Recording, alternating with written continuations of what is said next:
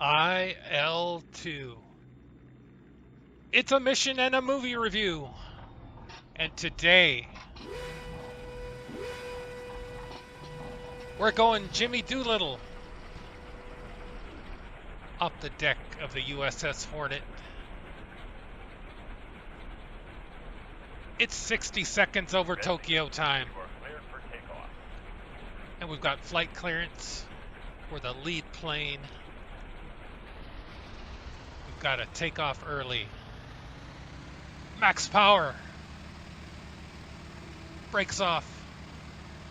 We're screaming down the deck into a 15-mile-an-hour headwind at 30 knots.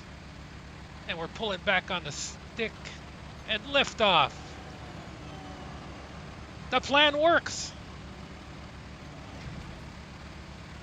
Ah, what a beautiful day to be a B-25 pilot.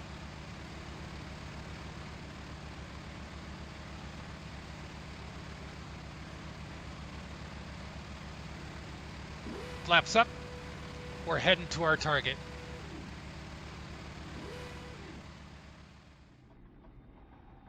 And here's how the takeoff looks from the exterior.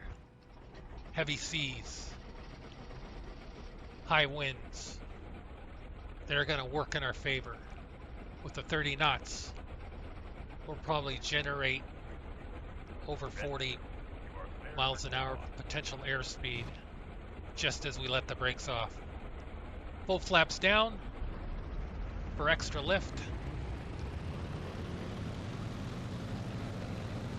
Underway. Pulling back on the stick, and we're airborne. Plenty of room to spare.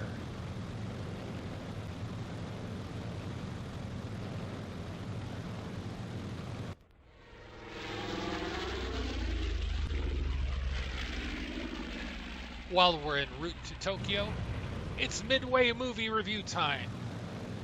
The Japanese command staff looked and played the part.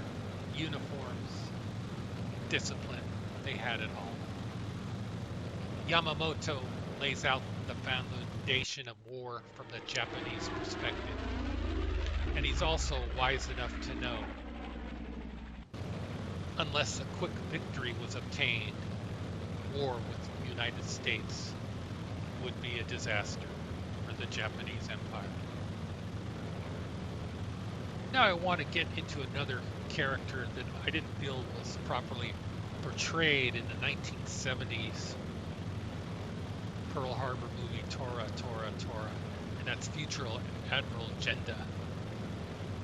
He was looked at as kind of like a meditating hippie, but in fact, he was a grand master planner, and he flew fighter combat missions as an admiral, a total badass, and a loyal officer to his men and his command staff. On the American side, let's look at Admiral Halsey. Admiral Halsey looks like he slept in his uniform, and that itching skin issue he had just makes you want to take a shower. And Randy Quaid was just too tall for the part, in my opinion. I think there was a better fit in this movie for James Doolittle compared to the Pearl Harbor James Doolittle. Much better. An outstanding performance by Woody Harrelson as Admiral Nimitz. Just great on the part. Proves he has range, and he nailed it. Dick Best was the best. Historically, most likely, he sank 2 aircraft carriers during the Battle of Midway. And due to an unfortunate incident with compressed oxygen, he was unable to ever fly again after the Battle of Midway. But this character was just the movie itself. I can't say enough. Now let's get into CGI. It's just a plus for World War II movies and historical events from the past. There's nothing like looking at the real thing. The the Enterprise looked big yet small in the ocean. It had a great effect and really added to the movie.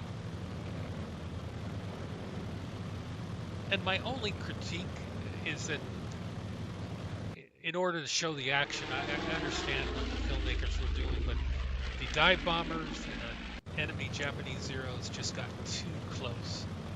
When you drop a 500-pound bomb, even with a delayed fuse, you want some time to egress away from the blast. So the movie makers tried to be historically accurate. I can't say enough about the movie. Just go out and see it. And I hope you like the movie.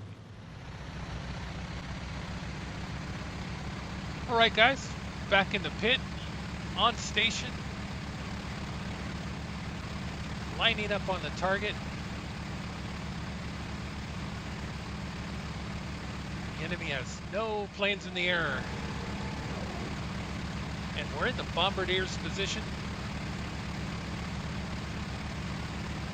Gonna line up on the Kushka Ironworks.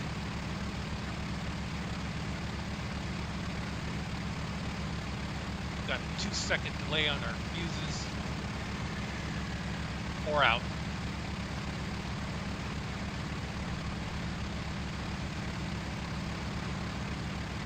Target is hit. Great shot. Target on fire. Great shot. Egressing away. Look at that. Lots of smoke. Lots of fire.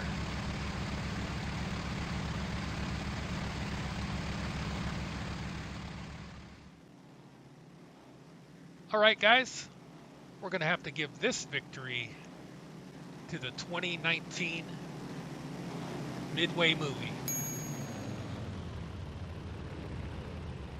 Hopefully we'll see more from our Hollywood friends.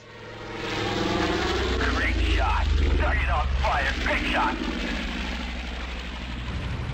Heading to China. Hope we make it.